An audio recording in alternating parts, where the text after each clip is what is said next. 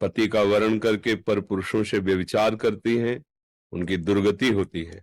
जो अपने पति का वर्ण करके आजीवन अपने पातिव्रत धर्म पे रहती है, वो वैसे ही पवित्र होती है जैसे एक सन्यासी पवित्र होता है, ऐसे वो पवित्र होती है। तो अपने पति में अनुराग रखना ये दुर्गति का कारण नहीं है, ये सदगति का कारण है।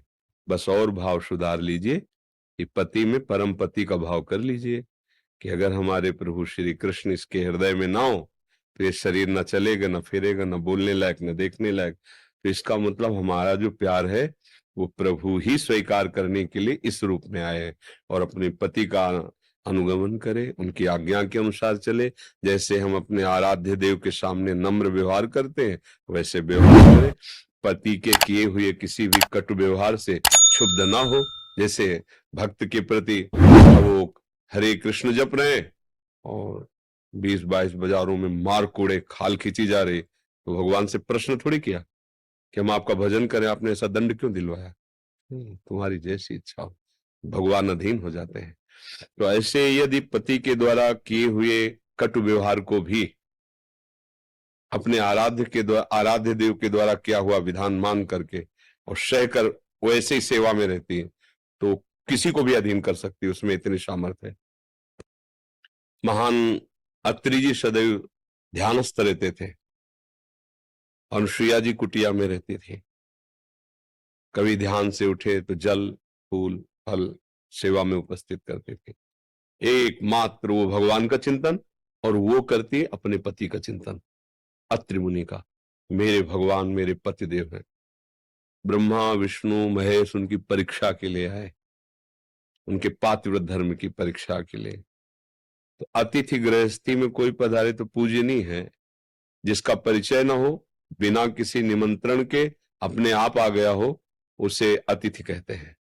तिथि निश्चित नहीं है, कोई परिचय नहीं है, और जिससे परिचय है निश्चित है आना, उसे अभ्यागत कहते हैं। अभ्यागत का तो स्वागत करना ही चाहिए, पर अतिथि से बहुत सावधान। वो भगवान का स्वरूप है, अगर अतिथि का अपमान हो गया तो फिर तुम्हारे पुण्य नष्ट कर देगा। वो विधान है ऐसा।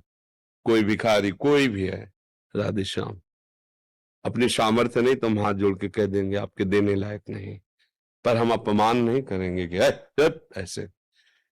महात्मा के रूप में गए ब्रह्मा विष्णु महेश। अनुसुईया जी ने देखा कुटिया पे अतिथि पधारे, आदर किया, बैठा ला।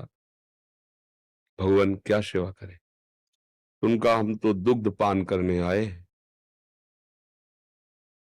ऋषियों के पास किसी किसी ऋषि के पास गाय होती थी जो यज्ञ के लिए खीर आदि का हविष्य आदि का हवन करने के लिए सहयोग देती थी। तो उनका कुछ समय और ठहरिए, दुग्ध गाय का, मुझे गाय का नहीं, आपका दुग्ध पीना चाहते हैं। तो कहा भगवान इसके लिए मुझे पतिदेव से अनुमति लेनी होगी। परीक्षा थी ना। तत्काल अब पति कोई बाहर तो बैठे नहीं, तो ध्यानस्थ समाधि में तत्काल ध्यान किया और कहा हे प्रभु आपके कुटिया में अतिथि पधारे और वो ऐसा वचन बोल रहे हैं। तो उत्तर समाधि से ही दिया कि इसमें कोई हैरान होने की बात नहीं है। स्त्री के वक्षा स्थल का स्पर्श करने के दो अधिकारी, एक पति और एक पुत्र।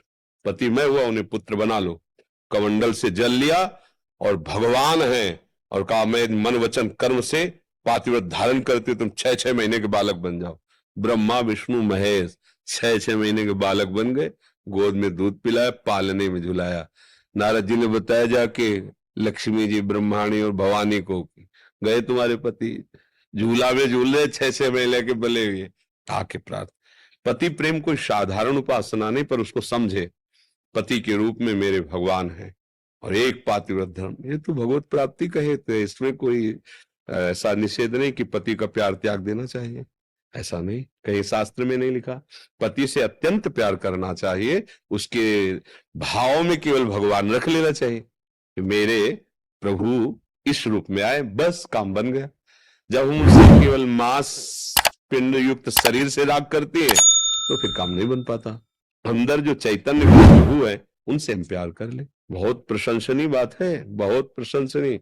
अपने पति को भगवत मत स्वरूप मानकर उनको प्यार करना, आठों पैर उनकी सेवा की। अब वो आएंगे तो उनको क्या प्रिय लगता है, क्या पवाएंगे, आज उनको क्या हम कौन सा सुख प्रदान करें जिससे मेरे पतिदेव प्रसन्न। ये भगवत सेवा ही तो है, भावना केवल करनी। देखो, किसी भी जीव में Pull that pose and